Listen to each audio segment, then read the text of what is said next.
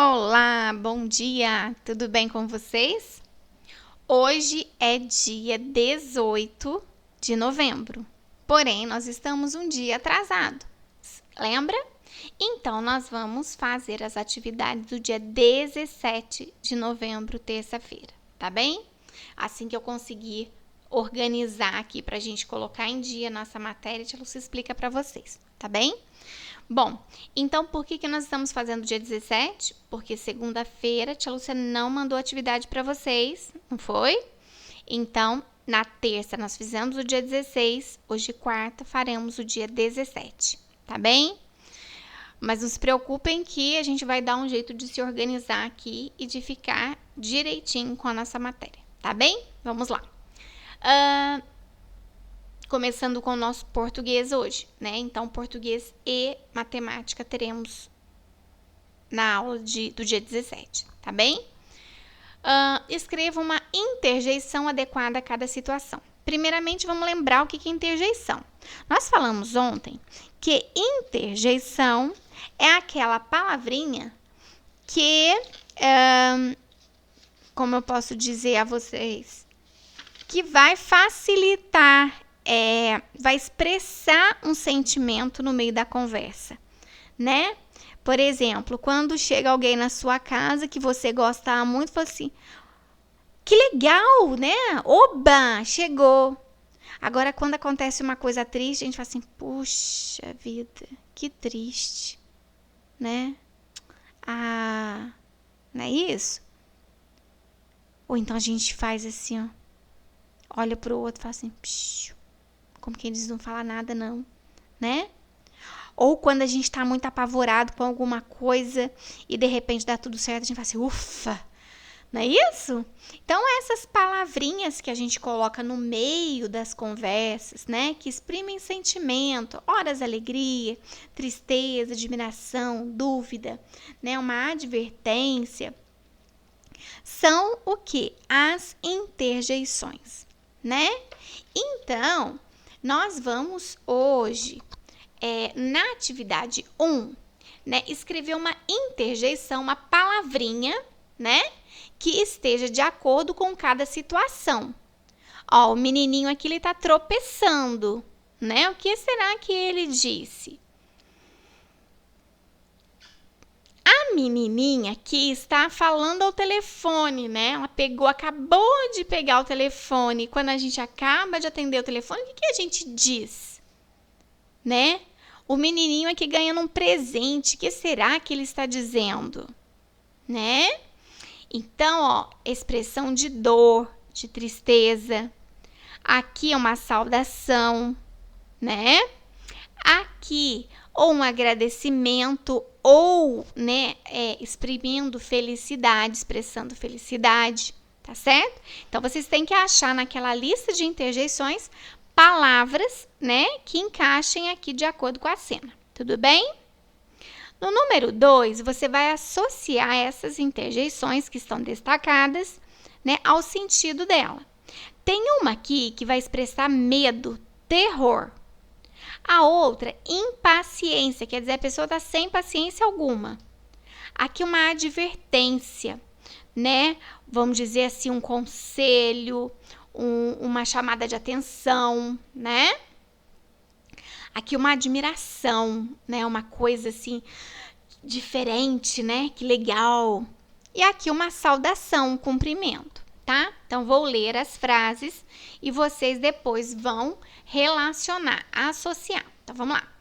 Puxa, que bela pontaria! Socorro, estou afundando na areia! Droga, esse ônibus não chega nunca. Oi, tudo bem com você? Atenção, o chão está escorregadio. Então, você vai ver cada interjeição dessa, o que ela significa, tá bem? No número 3, vai relacionar as colunas, é mais ou menos do jeito que a gente fez aqui. Então, tem uma que vai indicar um agradecimento, a outra um pedido de desculpa, a outra expressa a dor, a outra aplauso, desejo, advertência, alegria, admiração. Então, ó, bravo! Devagar. Grato. Perdão. Puxa! Oba! Ai! Tomara. Vocês vão descobrir aqui para a tia Lúcia, tá? Encontre no caça-palavras 6 interjeições e classifique-as abaixo no espaço pertinente. Então, por exemplo, aqui, ó, credo. Esse credo é uma interjeição, né? Alguma coisa aconteceu e eu não gostei. Eu falo, credo, né? Então, vocês, né, vão aí achar as interjeições, as palavrinhas, né, colocá-las aqui e depois classificar, dizer que tipo de interjeição é. Depois, no número 5, a gente tem uma interpretação de texto. É um texto diferente, gente, olha. É um texto que tem a parte verbal, que é escrita, e a parte não verbal, né, que é o desenho que a gente tem que observar. Porque tanto a parte verbal escrita, quanto a parte não verbal, que é o desenho, né, que a gente tem que analisar, eles se completam, tá? E tem uma função muito importante no texto para fazer com que a gente entenda. Então, vamos lá. Os primeiros homens da América. Parece que os homens surgiram na África. Com o tempo, foram aumentando e espalharam-se pela África, depois pela Ásia, e a partir do Estreito de Bering, ok? Chegaram à América e ao Brasil, tá? Então, ó, de acordo com o texto, a humanidade, né, os primeiros homens surgiram aqui, ó, no continente africano, tá? Depois, eles migraram para a Ásia e depois pelo Estreito de Bering. O que é o Estreito de Bering? É aqui, ó, nessa região aqui, ó, estreitinha aqui, tá? Eles chegaram à América, tá? Bom, pessoal, dizem que há muitos anos, né, na época do frio, teve uma época muito gelada, né, na era glacial, diz que ali ficava, né, totalmente congelado, tá? E aí dava para eles atravessarem. É uma das explicações que eles dão, tá certo? Mas, né, é sempre estudo, né? E aí, olha só, o que aconteceu? Vamos lá. Então, aqui a Ásia, a América do Norte, né, eles teriam passado por aqui, pelo Estreito de Bering e depois, né, se espalhado pela América, tanto do Norte, quanto Central, quanto do Sul, tá? Bom, Clovis, aqui foram descobertas pontas de lança e ossos de mamute de 11.500 anos, tá? Depois, em Lagoa Santa, né, aqui essa é do Clovis, né, as pontas, né, de lança e ossos de mamute foi aqui nos Estados Unidos, tá? Que assim, tá? Porque aqui já é o Canadá, então é aqui mesmo. Bom, depois em Lagoa Santa, em Minas Gerais, no Brasil, foi achado o crânio de Luzia, tá? De 11.500 anos, o mais antigo das Américas, tá? Aqui ele foi reconstituído no computador, tá? Ele não tava assim, o crânio é o osso, né, gente? Aqui foi reconstituído. Então, de acordo com o computador, a Luzia, né, a dona do crânio que eles achavam, tinha mais ou menos esse semblante aqui, tá? Então, foi achado aqui em Minas Gerais, tá certo? E depois aqui em Monte Verde, no Chile, né? Com 12.500 anos, esse lugar de estudo é considerado o mais antigo da América, tá? Então, o mais antigo. Então, ó, dizem que primeiro eles se espalharam por aqui, ó, mas é aqui o mais antigo, tá certo? Aqui a gente tem o Oceano Pacífico, né? E do lado de cá da América, o Oceano Atlântico, ok? Então, vocês estão vendo como, né, que cruzam as informações. Como os pesquisadores sabem tudo isso, essas informações foram baseadas em objetos e ossos de pessoas que eles foram encontrando em suas pesquisas, tá? Então, essa disposição, né? Foi feita pela Ruth Rocha, né? O Almanac Ruth Rocha, São Paulo, na editora Ática, em 2005. A palavra reconstituído, que tá aqui, ó, que o crânio, né, da Luzia, né, a cabeça dela foi reconstituída no computador. O que quer dizer reconstituído, né? Desfazer, o crânio foi desfeito, foi colocado, foi refeito ou foi colado, né? Então, foi reconstituído no computador. O que significa isso? E aí, a gente segue para a nossa matemática, né? E nós estamos aprendendo fração. Vimos que toda fração tem um denominador, que é o número debaixo do traço de fração, e o numerador, que é o número que fica acima do traço de fração. Vimos que toda fração é uma divisão, e como uma divisão, todas as partes têm que ser exatamente iguais. É isso? Vimos que a parte do denominador representa o total de partes que eu tenho. E a parte do numerador, as partes que eu vou considerar, ok? Então, vamos lá. Veja ao lado a coleção de selos de Giovana. Então, a Giovana tem todos esses selos, né? 1, 2, 3, 4, 5, 6. Mais 6, 12. Mais 6, 18. Mais 6, 24. 4 vezes 6, 24. Tem 24 selos. Ela vai dar a metade ou 1/2 desses selos ao primo dela. Então, ela vai dividir ao meio. Ela vai ficar, né, com uma metade e ele vai ficar com a outra metade.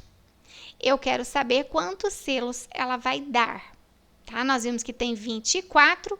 Ela vai pegar a metade para ela e vai dar a metade para o primo, né?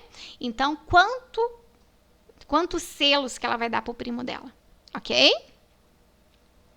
Metade, meio, dividimos por 2. Lembra disso? Fabiano gastou 1/3 da quantia mostrada ao lado no almoço.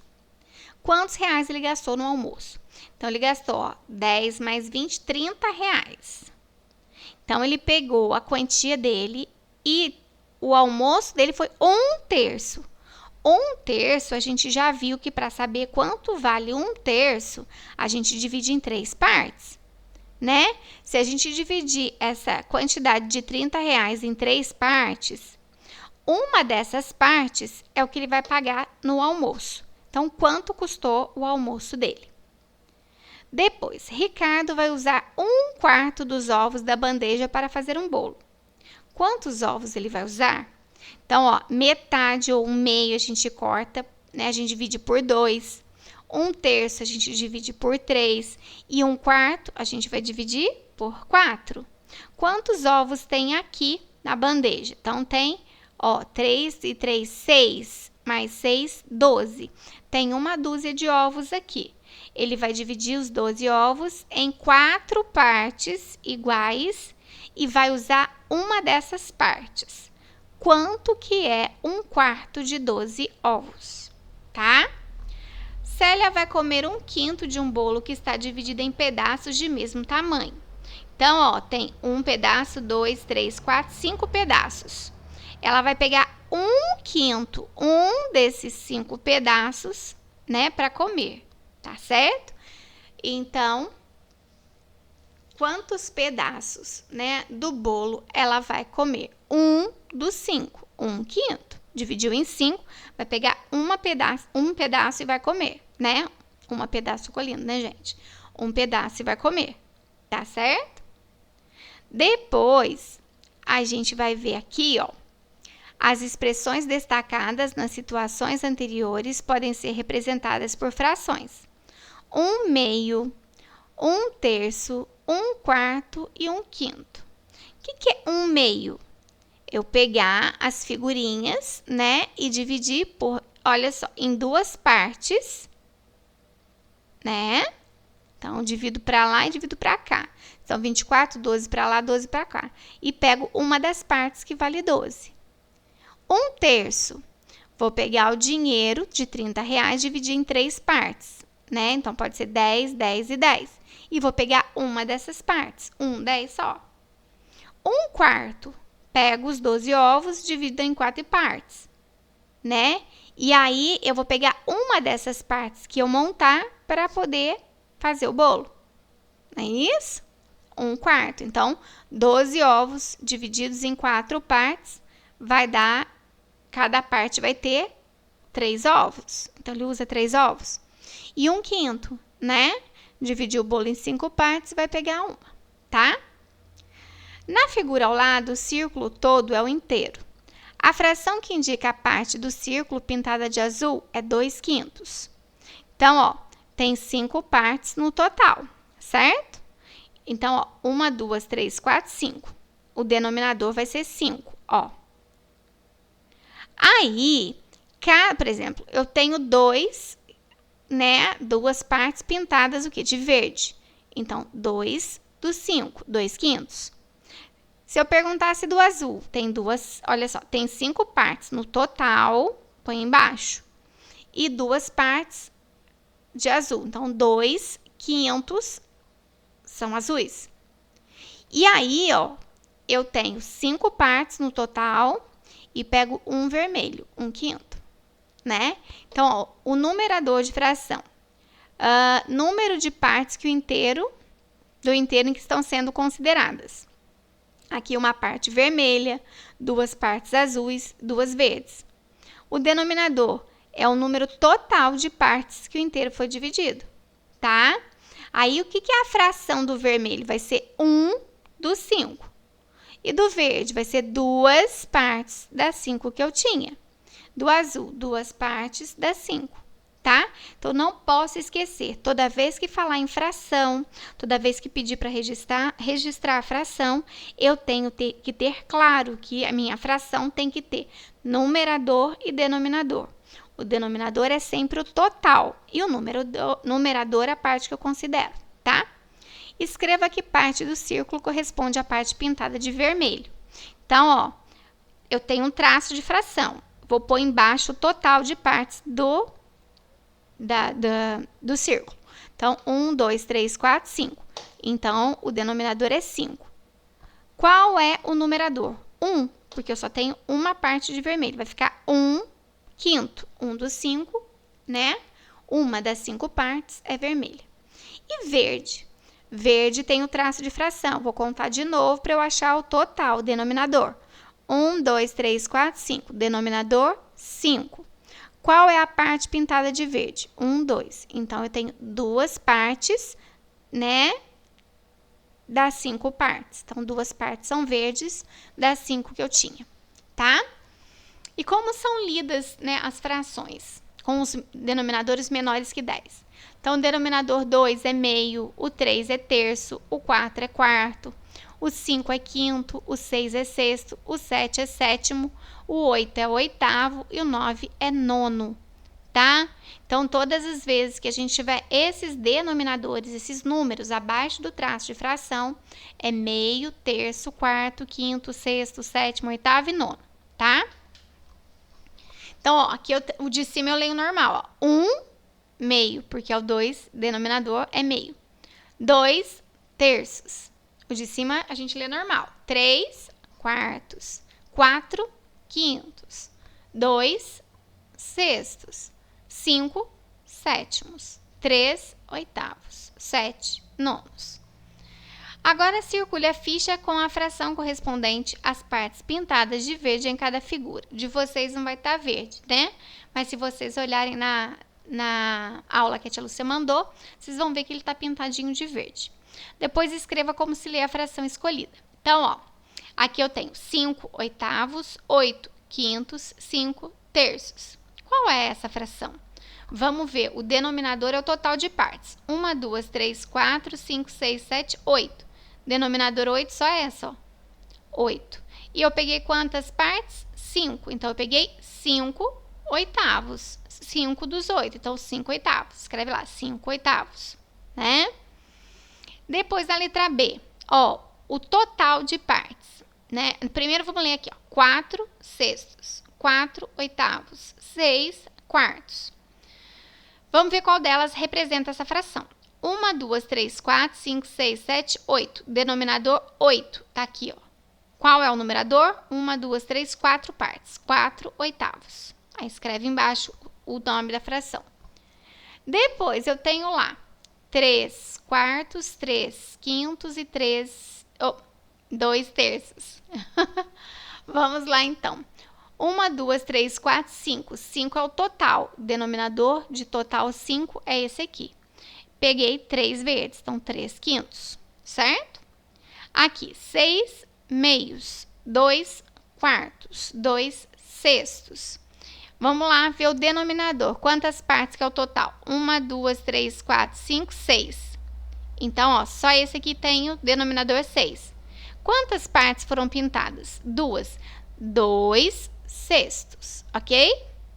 Eu espero que vocês tenham entendido. Qualquer dúvida, vocês me mandem, tá bom? Mas vocês são capazes, tá bom? Tô aguardando as fotos, então. Um super beijo para vocês e fiquem com Deus.